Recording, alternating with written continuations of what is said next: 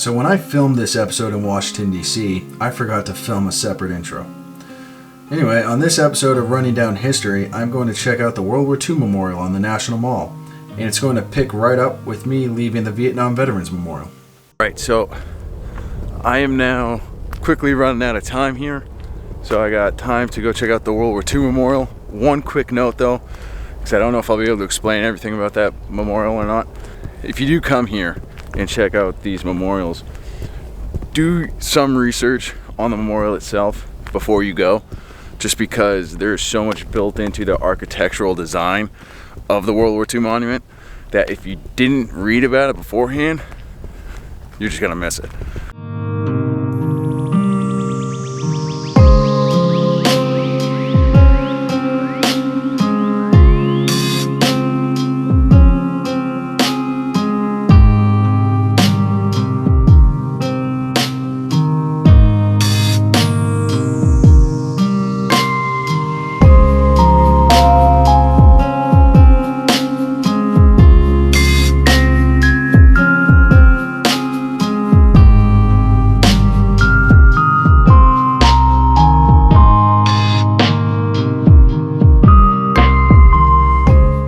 So the World War II Memorial here on the National Mall recognizes the 16 million Americans who fought and served in the war.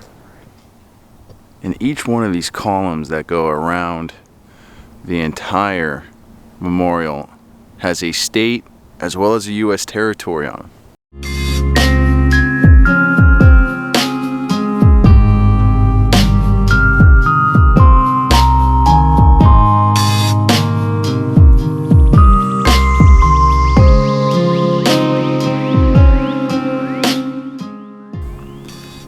So here on this wall there are 4,048 gold stars, and each star represents 100 American servicemen who were either killed or still missing in action during World War II. World War II has the second highest casualty rate other than the Civil War.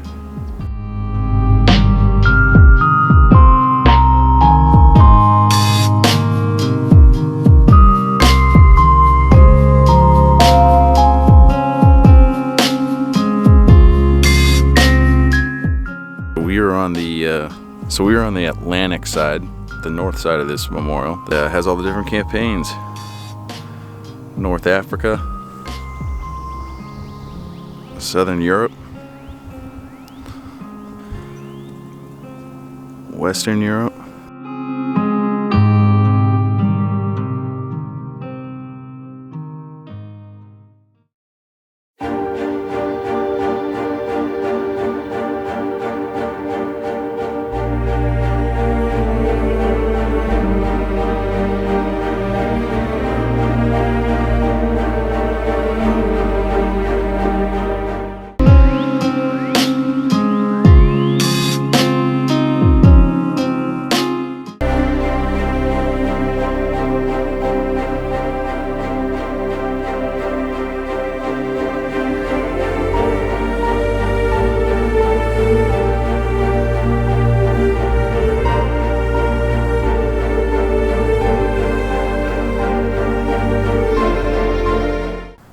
of course Normandy.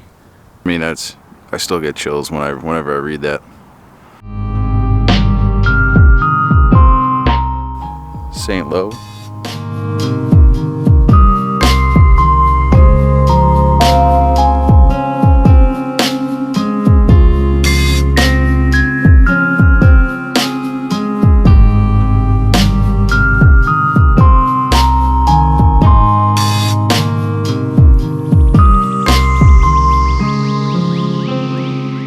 Women who stepped up were measured as citizens of the nation, not as women. This was a people's war, and everyone was in it. Yeah, I would say World War II touched about everyone. So now we're back on the south side of the World War II monument on the Pacific side. And Admiral Chester Nimitz, they fought together as brothers in arms, they died together, and now they sleep side by side. To them, we have a solemn obligation.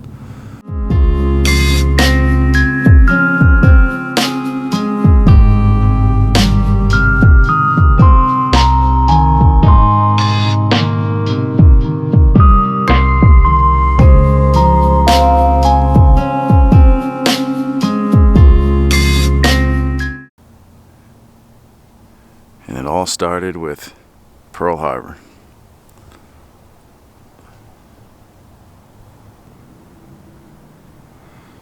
Battle of Midway. They had no right to win, yet they did. And in doing so, they changed the course of a war. Started at Pearl Harbor. Wake Island, yep. Bataan, which I think everybody is aware these days of the Bataan Death March. Battle of Coral Sea. Midway. Guadalcanal, which is where the 1st Marine Division really became a household name, especially with John Basilone winning the Medal of Honor.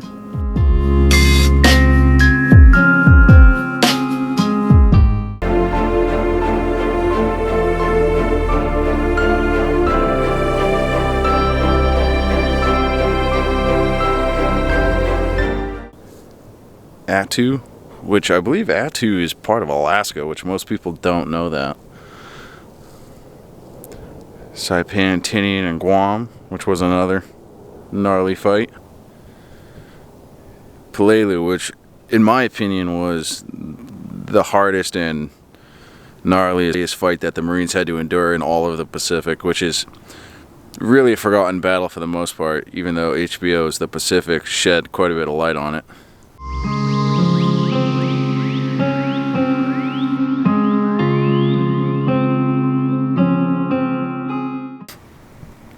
Iwo Jima, which of course was, that's been a symbol in U.S. history for numerous reasons. On the first day of the invasion, John Basilone, Medal of Honor winner, was also killed. Iwo Jima is conquered. Only isolated snipers remain. Its airstrips are already in use by American superfortresses. Atop Mount Suribachi, this flag is 625 miles from Tokyo. Okinawa, which was another just an ugly, ugly fight that, I mean, it really took everything the Marines had to win that one.